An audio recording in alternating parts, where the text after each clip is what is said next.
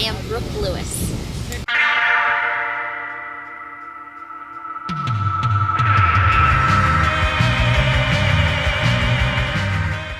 I gotta be honest, when I first heard the title, Slime City Massacre, I thought, oh, cheesy, campy, kind of horror sci-fi thing. And when I read the script, and Will, you had said to me, it's just really smart.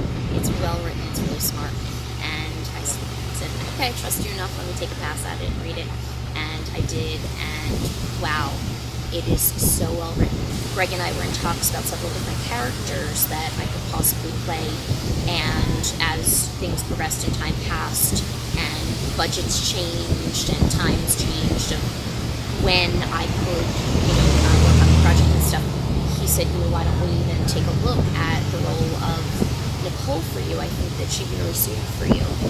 And I went back and read the script again, and I realized that in reading it this time, how perfect she would be for me to play. And so Nicole has so many different layers to her.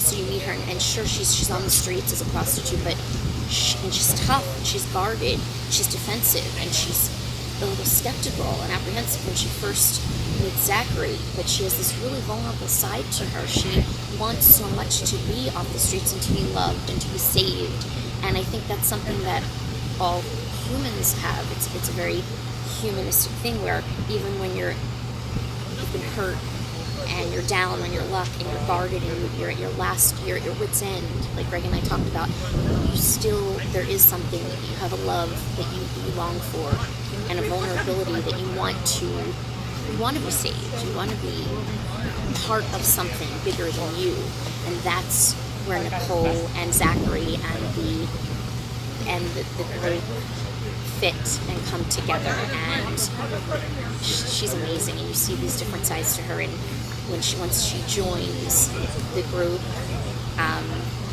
wow, there's so many different, there's such a transformation that takes place once she partakes in, well, I don't want to give too much away, so I'm going to stop there and shut my big mouth. It's so funny. You get scripts sent to you as an actor and as a producer, and you have no idea, you've never met these people in person, and you have no idea what they're going to be like, and then you have a conversation on the phone, and you're having email conversations, and then you finally meet, and I had the opportunity to finally in person after many conversations, and after bringing me onto the project, to meet Greg in person at a signing of Dark Delicacies. I went to go see him to support him signing, and Greg is very eccentric. Greg is very, very strong. Greg is very committed, and I love people in this business who are like that. I feel that I'm one of those people who's really committed to your choices and to what you're going to do. And I had so many conversations with Greg about the different. This is originally when I came on, it was going to be a much bigger budget film, and Greg had all these visions and ideas, and then he just stayed the course.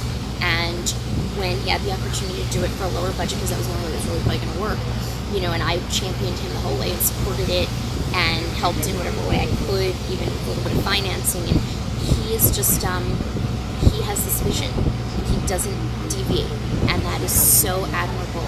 And he makes, again, what you read in the script and in the story, and obviously you'll see in the direction, he makes these bold statements and these bold choices, and he sees these characters, and I feel like he's so committed sometimes. I'm like, he almost scares me at moments. I'm afraid to ask Greg if I can make this choice or make this change, but he's so open, and he was such an open director, and I happen to be an actress who likes and needs strict, specific direction, but Greg is just like, go with it, let me see your choices, make the choices, and I'll adjust if I need to.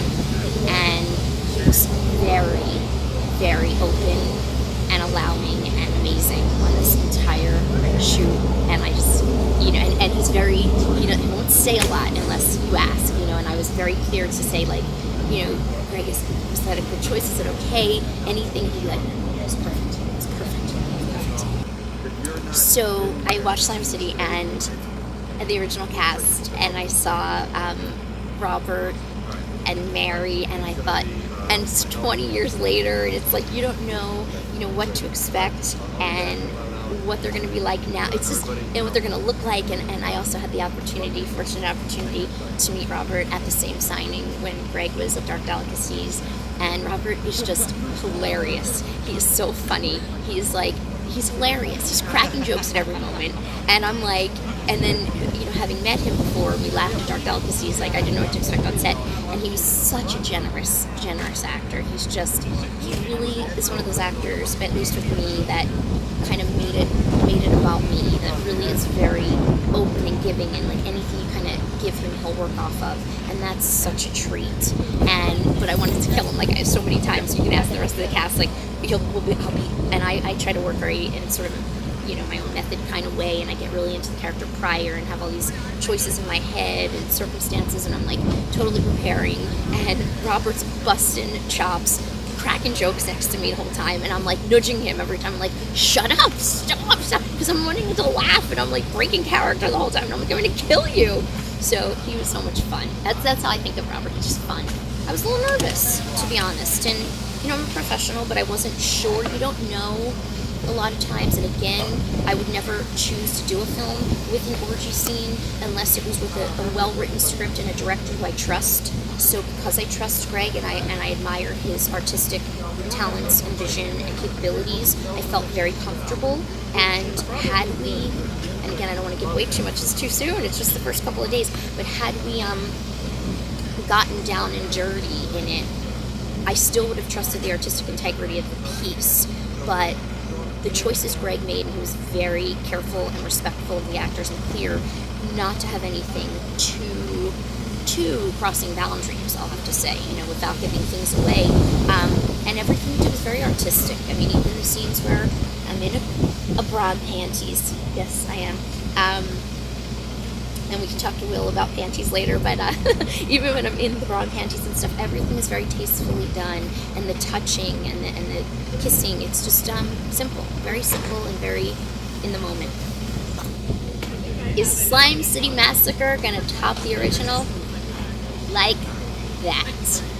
Look, the original's fun. It's campy, it's fun. It has, again, a great script with a great subtext and bold statements.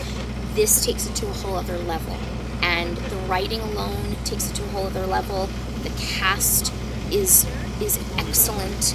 I mean, being able to have Debbie Rochon and Lee Perkins here is just, I think, a complete gift for the entire horror community. I think that the effects are tremendous, and I promise you guys, all you viewers, what you're going to see is unbelievable. And I come off of Hollywood sets with huge budgets for effects, and what I have seen here on this Slime City Massacre is truly tremendous, and I think that is going to be a huge draw for the horror and sci-fi community. I think that there's the perfect elements of some sex, some nudity, some glam, again, the flashback scenes with all these amazing actors and different characters, all, again, some of the bold statement I always make and I stand for in this industry is being a woman to be in films with different ages and sizes, and not everybody is Hollywood anorexic, and I feel strongly about that. Like, the characters in this are so unique and so fabulous, and what everybody pulled together to do, this is the lowest budget film I have worked on in years, with the smallest crew I've worked on in years, and everybody is in it for the passion and the heart and the artistic integrity, and I think that speaks volumes. And I want to also end it on saying that thank you to the entire cast and crew for welcoming me to Buffalo, and thank you, Buffalo, thank you to the Doubletree. Everybody has been so kind and so genuine and so wonderful, and that's the beauty of leaving Hollywood.